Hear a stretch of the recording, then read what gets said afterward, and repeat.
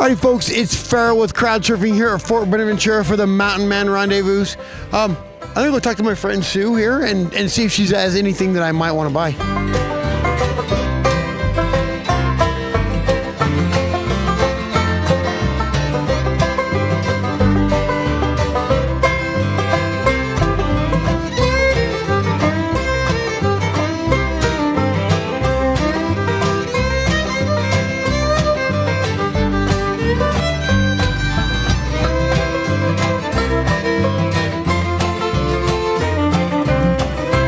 The wrong hat. It's cute, though. Get that hat off. But didn't they have baseball back in, when was it? 1850. Oh, look, see, now she's got my hat on. That's good. I have a question for you.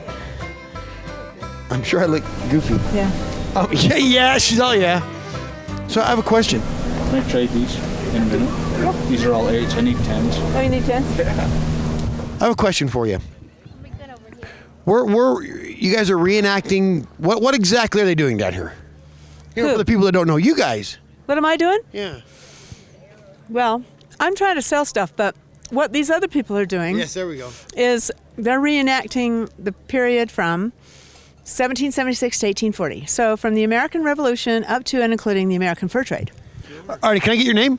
Eric Daly. My mountain man name is Broken Hand or White Hawk. How'd you know what? You're the only person I've known with 2 mountain man names. How'd you get that lucky? Yeah. One of them is my mountain man name, and another one is my Indian name.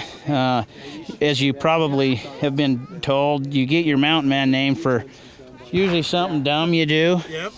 I'm supposed to come up and bother you before you start playing. That's what Well, the you boss always said. do. I always count on it every I know, year. and you're like, this guy's an idiot. Get out of here, right? Never. So since last year, because it seemed like you always have a new CD. Have you got a new CD out since last year?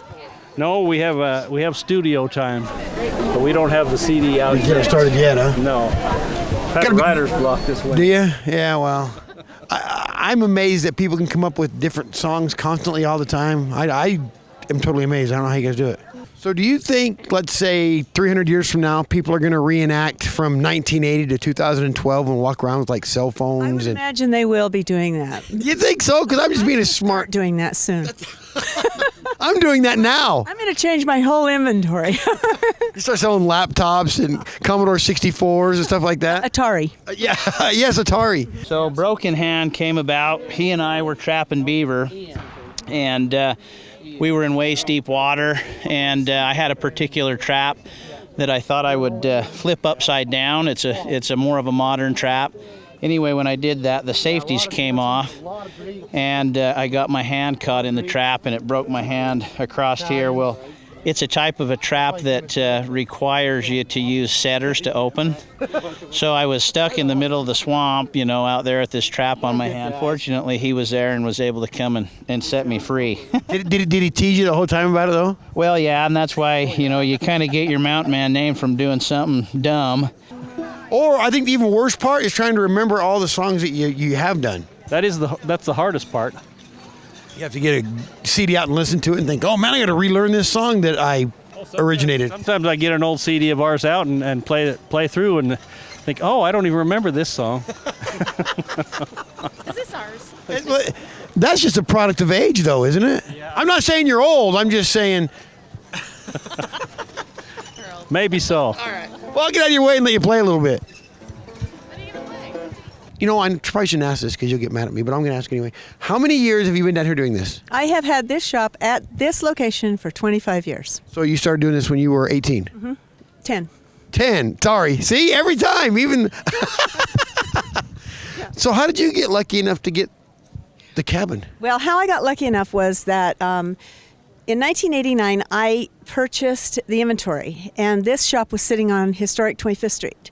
And the state owned Fort Buenaventura, and they came to me and said, we really want you to move to Fort Buenaventura because you have the inventory that fits the era of the fort. And I told them, no, I'm not interested in that. There's no traffic at the fort. And they said, wait till you hear the deal we'll make you. And when I heard the deal, it was like, oh yeah, I'm moving. Can you tell me a little bit about what it is you're doing here? Okay, well, what we're doing is the fur trade, all of this Rendezvous basically is attributed to this animal. We'll give you a better looking side of that than the skin side. So basically, back in the fur trade, the beaver is what the primary animal that the mountain men were after. It's not this nice looking long guard hairs, but if you look really close down in there, you'll actually see this is the felt down in the bottom. So they'd take this long guard hair off, and then they would shave that felt off. 2, 3, and 4, and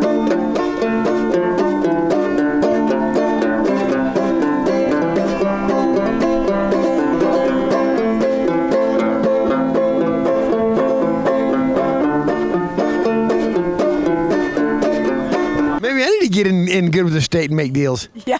Last time I was in the state, I had to stay in a little room, and I got out once in a while. That was a pretty good deal, wasn't it? For somebody. Didn't you have 3 meals and a cot? I had 3, but they weren't good meals. They didn't tell me that part of it. They're like, man, you got 3 meals and a good place to sleep. They didn't say it was subpar, food and lodging. Standard. Yeah, well, the state made me a really good deal. And back in Europe, the fashion was the top hats and the fancy hats. Well, they were made with felt, and in Europe they had trapped out the beaver, and so we had an untapped resource here in the Americas. So originally the French came and they traded with the native people for the fur. Then the English come up through Hudson Bay Company, which is the oldest company in existence to date. I'm not sure where I was. I've never found a place again. There was a ring around the moon that night in the calm of the canyon's rim. A sickness hit me bad that day as I crossed the Coral Heart's rim. My stomach started knotting up, my head began to spin. So I moved here, and I've never been sorry because the location fits the inventory, and the ambiance is perfect. So are you only here during the Rendezvous, or are there other times that you're down here? I'm here every Saturday, year round. Every single Saturday? Every single Saturday. So you get paid on Fridays, and then you come into Trader's Row on Saturday. Spend it all with Sue. She needs the money worse than you do anyway, so come down. And then you went into what's called the American era, and the American era is where the Rendezvous period came. So it originated from a man in St. Louis, Missouri in 1823. His name was William Henry Ashley. And he put an ad in the paper that said, looking for 100 young men to ascend to the headwaters of the Missouri River. They're to be employed trapping for 1 to 2 years. Just before my mind went blank, my eyes were seeing too. The moon was rising in the sky, and I thought my life was through.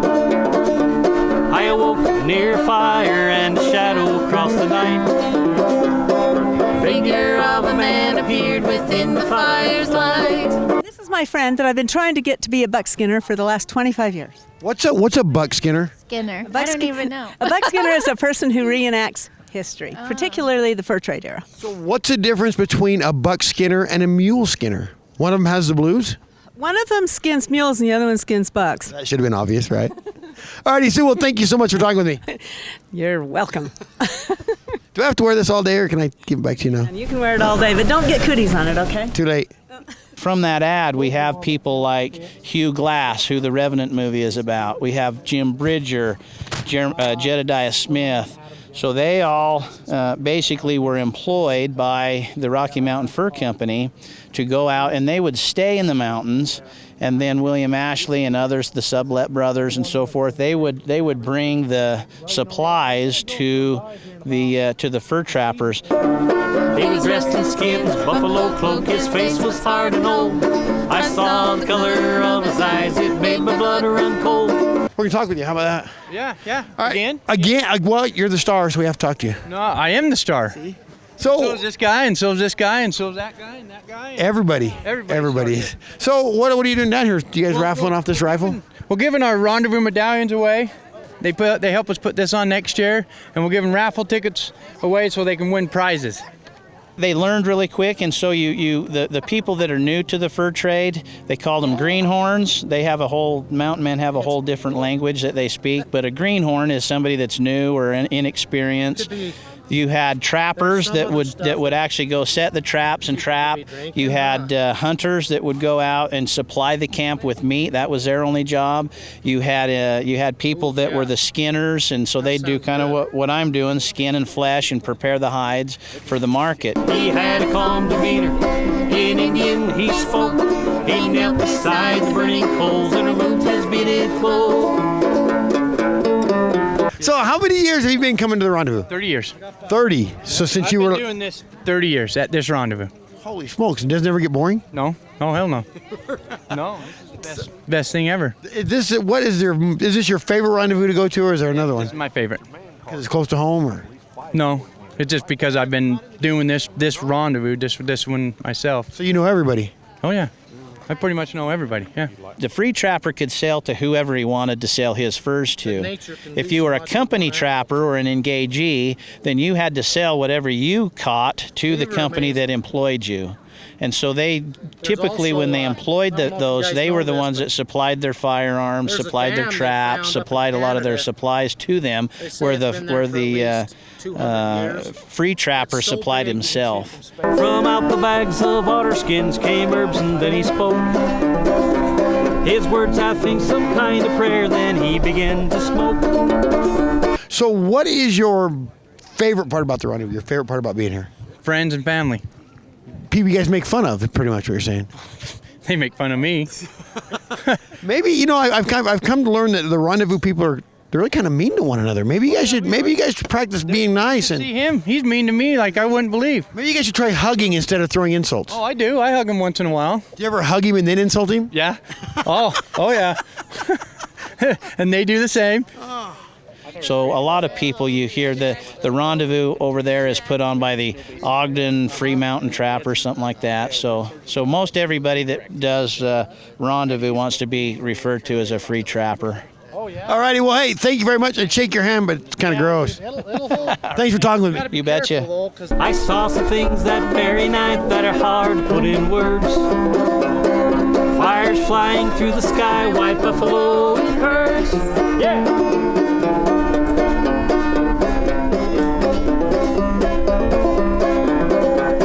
Well, so it is like being in a family then, huh? Yep, that's what it is. It's one big family. So do you guys hang out like you said this rendezvous, or do you guys have like other stuff happening? And Multiple rendezvous. We come out here once a month and shoot. oh, do you? So there's a club meeting even when it's cold? Yep. What is wrong with you people? It's freezing. Oh, we're used to it. But you wear ski jackets and stuff, right? No. I wear what I got on right now. Man, you guys are way tougher than I am. All righty. Well, hey, thank you for talking with me. I appreciate it. Yep, we'll see you later. All righty. Can I get your name? Michael Mendenhall. And I have to say, you're probably the smartest person at the rendezvous because you work with heat, and it's freezing cold down here. Yep. Right? If you want to get your hands warm, just come over here and warm your hands up. Probably from 5 feet away. Yeah. So, blacksmith, right? Can you explain a little bit to me about what got you into wanting to do this? I've always been interested in making things. I had a friend of mine that was involved in blacksmithing, and he invited me to learn.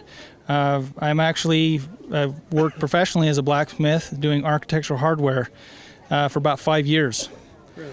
And now I just do it on the side at my home and make historical items and things.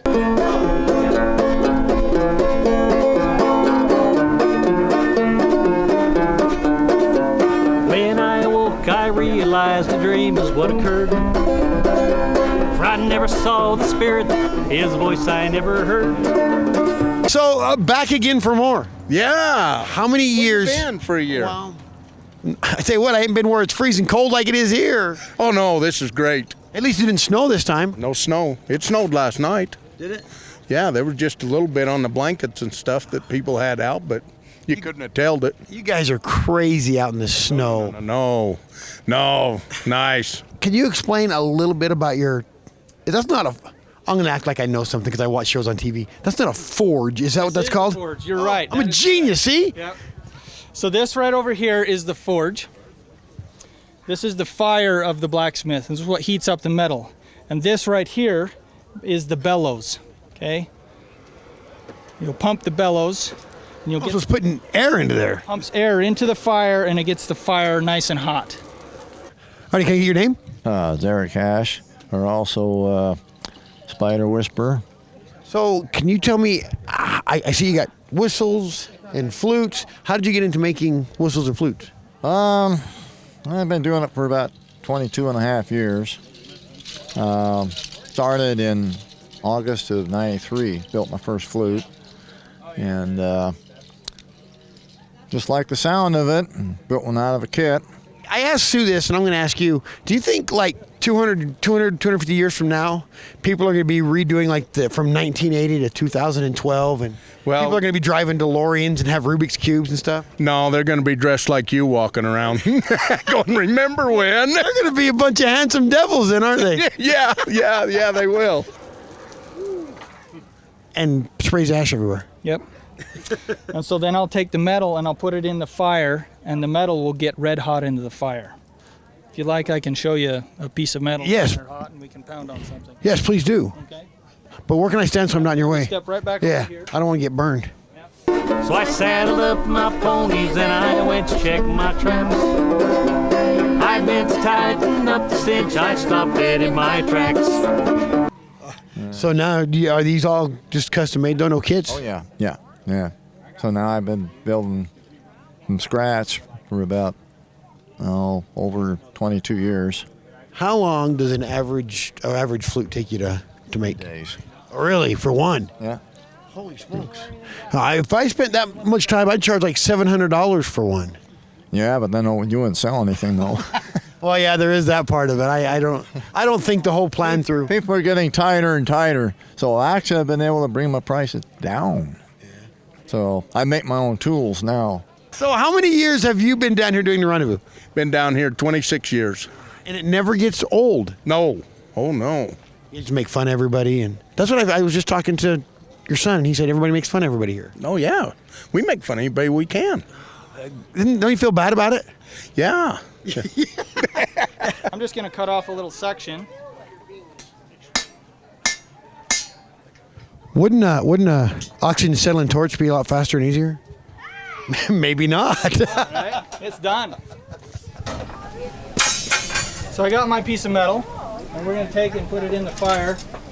Use my tongs so I don't burn my hands.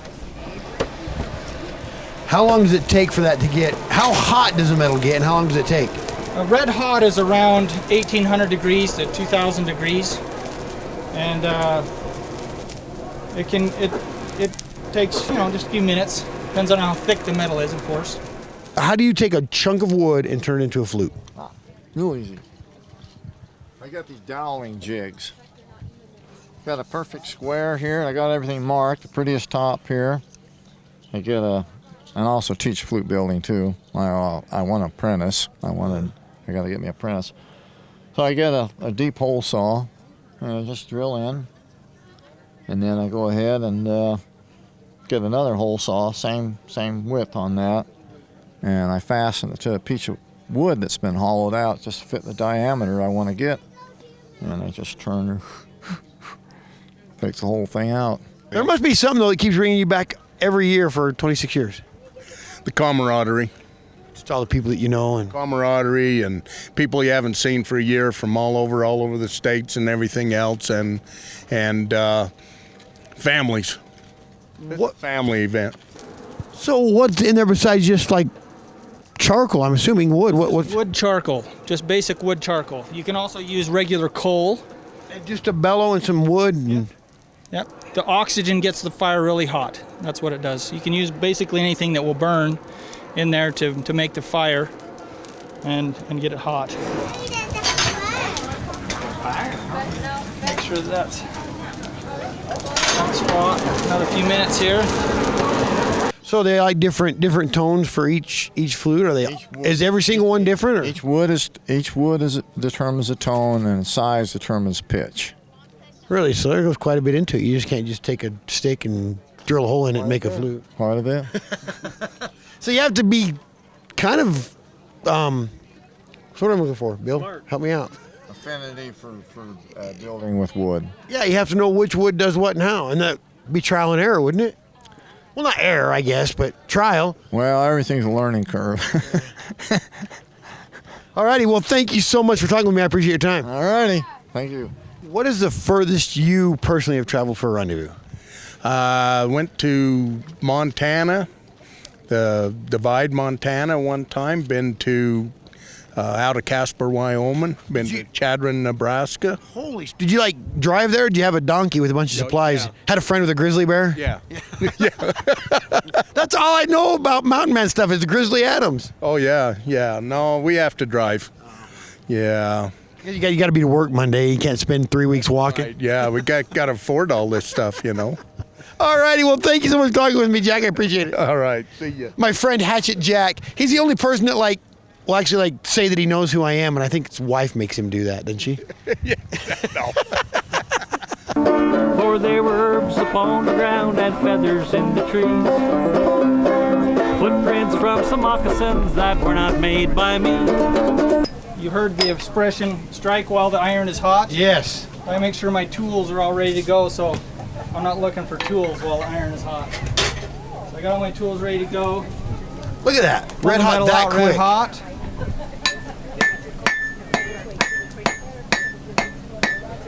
And I can forge it down to a point. Nice fine point like that. Can I get your name? Lonnie Allen. Danielle Allen. And can you guys tell me what you're doing down here today? We're just out roaming, taking out the looks of the wares and seeing what we can see. Have you found anything you just can't live without and you have to buy? Oh, we've already turned around and got the little girl set up with a new dress and a nice bag and everything else with a little bartering. No cash spent, so we did good. That's a good way to do it then. Yeah, we did some trading. All right, can I get your guys' names? Maxwell. Ashton. Tristan. And what are you guys doing down here?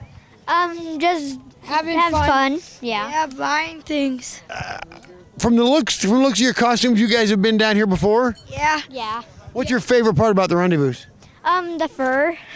My favorite is, like the little shops and things. What do you like? The little shops, too. Spend all kinds of, you save money all year to come to this? Yeah.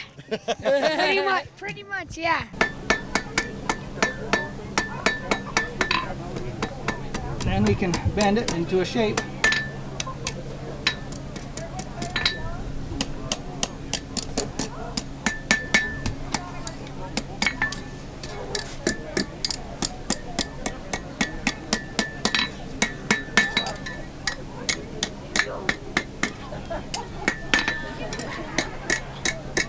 Well, that's what the spirit of this whole thing is trading, correct? That's right, amen. So what did you have to trade for a dress? We did some black powder molds for conical molds and, make your own bullets and that, so it was a good trade. So do you guys come down to the rendezvous here very often, or? Off and on, yeah. Yeah, we go to the Bridger one, we come down here, we go to a few others. It's a nice place. Where are you guys from? We're from up here in Roy, Utah. You guys camp out here, or you guys just come down and hang out and then go home? And hang out. But next year, I would like to camp out. I think that would be really cool. I think you guys are smarter by not camping out. It gets cold in the mornings, Yeah, probably. Yeah. It's our 5th year in a row. You guys been coming for 5 years? Yeah. I didn't reckon you was that old. I thought maybe you was 3 at tops. No. Well, that's a nicer reaction. Usually you tell a kid, "God, you look like you're 4." They get all mad. He's like, "Yeah, whatever, pal. I don't care." Alrighty, guys. Well, thanks so much for talking with me. Thank you. You're welcome. Yeah, Thank you. Have fun. Have a good day. Now going underward, my faith that cold and feverish night. If not for that spirit's prayers, I might have lost my life.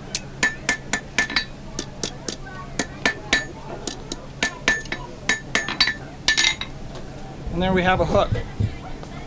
So maybe I've changed my mind because the blacksmith is warm, but it's a lot of work. It is. But you did that pretty quick. I mean, it's still pretty warm. It is warm, yep. You don't want to touch it. No, I don't want to touch it. What's your favorite rendezvous? Fort Bridger. Is it? Fort Bridger. We're 2 for 2 now, I think, is what it is on that. All right. Well, thank you so much for talking with me. Thank you. We're waiting around, hopefully, to fire off the candy cannon. He's got to get the right aim for the candy cannon. All right, can I get your name? Greg Halliday. And can you tell me a little bit about your gun? I made it. You made it? Yeah, I made it. It's a 50 caliber. It's a reproduction of a J.P. Beck. He was a gunsmith in Pennsylvania in about 1770. Holy smokes! How long would it take to make something like that? Takes about a minimum of 100 hours. You make knives, and what other kind of things do you make? The blacksmith was made anything out of steel or iron, and they were known as the king of craftsmen because they made all of the iron tooling and hardware and things, and for kitchens, for homes, for work. So you got frying pans and everything back there. Yep, I do a lot of kitchen or cooking stuff, Dutch oven things. But I also like to do tooling. I do knives, I do tomahawks, I've done gouge chisels. The candy is going to come out of that cannon very hard and very fast. So what we're going to do is we will split you down the middle and move you to the side. When we do that, you guys have to stay back. You have to wait until I say go before you can get the candy. That's flintlock, right? Is that what that is? That's flint there? This is a flintlock, okay? It only took me coming to these rendezvous for 7 years to learn that that's a flintlock rifle. It's a flintlock. This is your pan. You know the term flash in the pan? Yes. That's what that means. This your frizzen. Okay, you put your powder in there. You put some powder in there. You pull this back. When it comes forward, this strikes the frizzen, scraping off pieces of steel off the face of the frizzen, which are red hot. They fall down into the pan, igniting your powder. The fire goes through that little bitty hole right there, igniting your main charge, and your bullet goes out the end. Other craftsmen that wanted in the day that needed a tool would have to come to the blacksmith, including the blacksmith, because I have to make all my own tools. That's got to be hard to make a tool when you don't have a tool to make a tool. Right. Which came first, the anvil or the hammer? Yeah, good question, huh? Artie, can I get your name? Jason, better known as One Ball J. I'm even scared to ask how you got that name. Cancer. Oh, okay. I was like, man, well, that's even worse. Now I really feel like a jerk. No. So how long have you been coming down to the rendezvous? I'm 43, and I've been doing it since I was 3, so 40 years. Really? Yeah. What's your favorite part about the rendezvous? The people. This guy? Yeah, he's all right. Yeah. Kind of annoying? Yeah, once in a while. Just gets right in the middle of your interviews? Yeah, that's usually the way it happens. Rule number 2. There is a lot of candy coming out of this cannon, and there's a lot of kids, right? Yeah. If there's little friends next to you and they don't have any candy, share with them. The kids are yelling more candy, and I'm yelling more gunpowder. Yeah, I put a lot of gunpowder in this time. Good. We'll sit back then. I'm gonna sit back. So that's got to be kind of a delayed reaction, right? Not if everything working right. Because then you'll see it'll flash for a minute, and you see him standing there, all of a sudden it goes off. It's like, man, I'd be flinching before it went off. Because you can shoot this upside down, and it will fire before the powder can fall out of the pan. Pretty quick then, huh? It's very quick. So you say you do this as like a business, a side business. Do you have like a website or anything that people can go check some of this stuff out at? Yep, fightingquakerforge.com. That's my business. Find everything there. Yep. Right on. Thank you very much for your time. I appreciate it. Thank you. You walk around with a shield and I was bringing this in to show someone else. I also do the Renaissance, and I do steampunk. And oh, really? All that stuff then, huh? Oh, yeah. You like the past. Yes, born in the wrong era. Rule number 3. This is God's carpet. What's God's carpet? Grass. Where do you put your garbage? Garbage can. I can't hear you. Okay. Got it? Yeah. Okay. You ready? So you bring this down and do a lot of the shooting competitions? Yeah, I shot this morning, and I won a pound of powder. So I came in first in the one that we were shooting. All righty, well, thank you very much for talking to me. I appreciate your time. You're welcome. I've always said that people that live back in, the 1800s, they're a different breed of people. They were a lot stronger people. I don't think a lot of people now would be able to survive. I know I wouldn't. Yeah, a lot of people can because they rely on too much on technology. And, yeah, that's all I got to say about that. Hey, just leave it nice, huh? Yeah. All righty, well, thank you so much for talking with me. Not a problem. Thank you. Alrighty, folks, that's going to do it for me down here at the Rendezvous. They got the candy cannon going off. There's going to be a bunch of little kids. It's supposed to be 18. Whoa!